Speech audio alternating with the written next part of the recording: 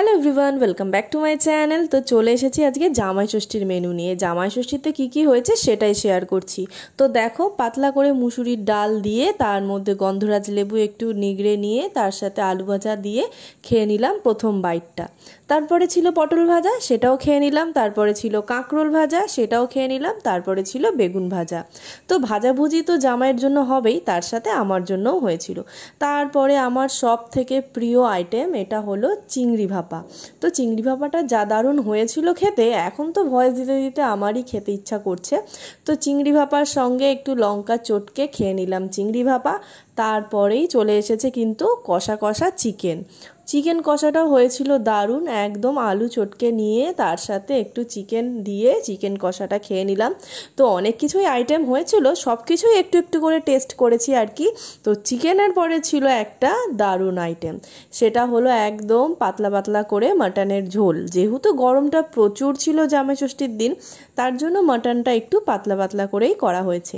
তো প্রথমেই ঢেলে নিলাম মাটনের ঝোল, আলু মাটন সমস্ত কিছু। তারপরে ঝোল দিয়ে ভালো করে ভাতটা মাখিয়ে নিয়ে একটু মাটন খাওয়ার চেষ্টা করছিলাম। আর এই যে তুলতুলে মাটনটা যা টেস্টি ছিল খেতে, আর এরম চর্বি মাটন খেতে আমার দারুণ লাগে। তার জন্যই মা আমাকে একটু চর্বি চর্বি দেখেই মাটনগুলো দিয়েছে। আর তার সাথে নিয়ে নিলাম একটু আলু দিয়ে ভাতটা মেখে খেয়ে নিলাম। মাটনটা জাস্ট দেখো কতটা তুলতুলে আর কতটা নরম ছিল। তো তারপরে শেষ পাতে চলে এলো চাটনি। গরমে তো আমের চাটনি মাস্ট। তো এই যে আমের চাটনি, তার সাথে ছিল পাঁপড় ভাজা।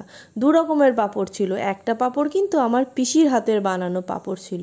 তো দারুণ খেতে ছিল ওই পাঁপড়টা। তো তারপরেই চলে এলো লাল লাল একদম মিষ্টি দই। আর দইটা ছিল আমাদের দোকানের। খেয়ে নিলাম একদম ঠান্ডা ঠান্ডা মিষ্টি দই। কোনো খাবারই বাদ দিইনি আর কি, সব কিছুই অল্প অল্প করে টেস্ট করে করে খেয়েছি। তো মিষ্টি দইয়ের পর চলে এলো একটা বড় সাইজের রসগোল্লা, সেটাও খেয়ে নিলাম। আর রসগোল্লার পরে ছিল একটা সন্দেশ, সেটা খাওয়ার পরে লাস্টে খেলাম আইসক্রিম। তো সমস্তটাই তোমাদের সাথে শেয়ার করলাম। তো তোমাদের বাড়িতে কি কি মেনু হয়েছিল সেটাও কিন্তু আমাকে কমেন্ট করে জানিও। তো ভিডিওটা ভালো লাগলে লাইক করো, শেয়ার করো, সাবস্ক্রাইব করো। তো আজকের মতন টাটা।